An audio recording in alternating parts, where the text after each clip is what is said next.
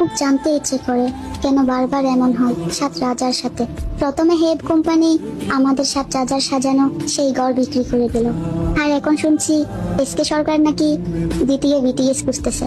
তো ডিয়ার সরকার মশাই, একটা কথা বলি আপনাকে, আমরা আর্মিরা বিটিএস এর নাম দেখে ভালোবাসি নাই, আমরা ভালোবেসেছি ওই সাতজন ছেলের ব্যক্তিত্বকে, ভালোবেসেছি ওদের মায়াবী মুখ, উদার মন আর দুষ্ট মিষ্টি আচরণকে। তাই আপনি যতই দ্বিতীয় বিটিএস নিয়ে আসুন না কেন, আর্মিদের জীবনে কখনোই নতুন কোনো বিটিএস আসবে না।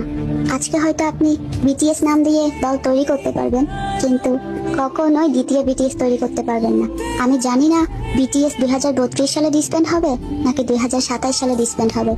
আমি শুধু এতটুকুই জানি, ওই সাতজন ছেলে আমাদের জীবনে থাকলেও বলবো ভালোবাসি, না থাকলেও বলবো ভালোবাসি। खुदा बता दे क्या लगी